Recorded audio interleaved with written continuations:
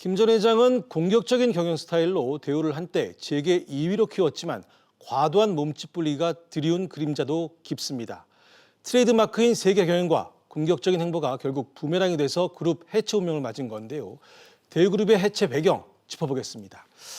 자, 윤 기자, 대우그룹은 김 전 회장이 창업 후 1999년 해체 직전까지 30년 만에 자산 규모가 당시 현대에서 재계 2위였단 말입니다. 자, 당시 대우그룹이 국내 경제에 있어서 차지했던 비중 어느 정도나 됐었습니까? 네, 앞서도 잠시 언급했지만 대우그룹이 해체되기 직전인 1998년 수출 규모는 186억 달러로 우리나라 전체 수출액의 14%를 차지했습니다. 예. 1998년 쌍용 자동차를 인수하면서 대우그룹은 재계 2위까지 올라섰는데요. 현대 정주영, 삼성 이병철 회장이 제조업과 건설업을 중심으로 기업을 키울 때 김 전 회장은 세계 경영을 모토로 무역으로 세계 시장 개척에 올인했습니다. 그 결과 그룹 해체 직전인 1998년 대우는 국내 계열사만 41개, 해외 21개국에 600개가 넘었습니다. 고용 인원은 국내 10만 명, 해외 25만 명에 달해 신흥국 출신 최대 다국적 기업으로 꼽히기도 했습니다. 알겠습니다. 사실 지금은 삼성과 LG가 국내 그러니까 글로벌 가전 업계를 양분하고 있지만 당시는 그 대우 브랜드를 단 제품들이 상당히 인기가 높았던 걸로 좀 기억이 납니다. 네, 그렇습니다. 1974년도에 설립된 대우전자는 1993년 배수는 당시 대우전자 사장이 파격적인 키워드인 탱크주의를 선언해서 주목을 끌었습니다. 네. 가전제품을 탱크처럼 견고하게 만들겠다라는 건데요. 대우의 가전제품 이미지를 한 단계 올려놨다는 평가를 받고 있습니다. 당시 배순훈 사장이 망치로 내려쳐도 깨지지 않는 TV를 광고로 보여주면서 품질보다 좋은 광고는 없다라고 이름을 알렸습니다. 네. 국내 최초로 VTR을 해외에 수출을 했고요. 또 프랑스와 미얀마, 폴란드, 말레이시아, 인도 등 해외 시장 공략에도 적극적으로 나섰는데요.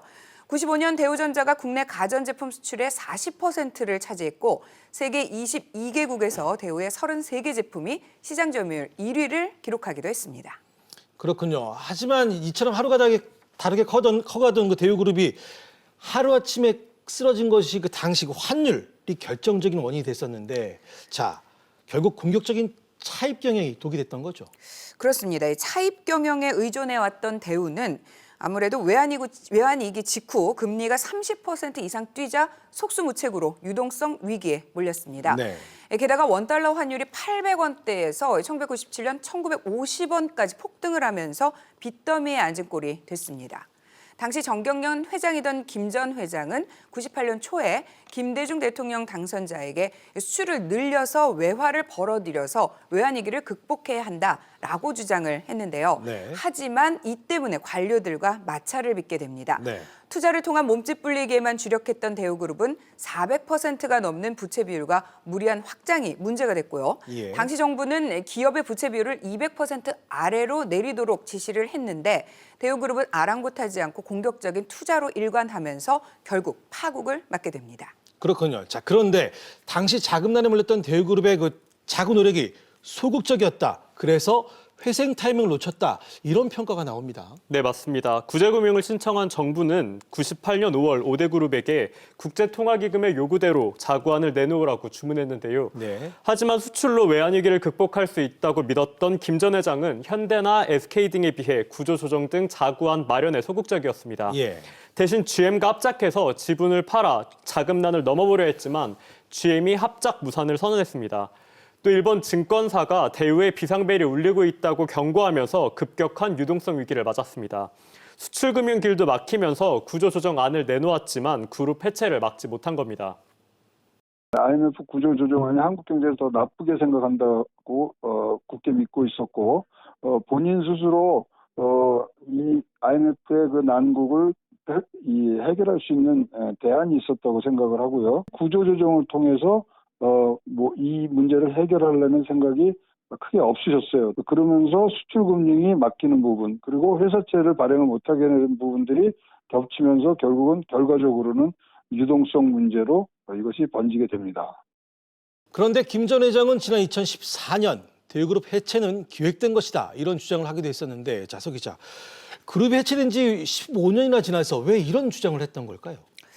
네, 생전에 김 전 회장은 대우가 김대중 정부와 관료들과 갈등을 빚어서 자금 지원을 받지 못해 해체됐다라는 이른바 기획 해체설을 주장했습니다. 네. 2014년 공개적으로 이 문제를 제기한 김우중 전 회장의 발언 들어보시죠.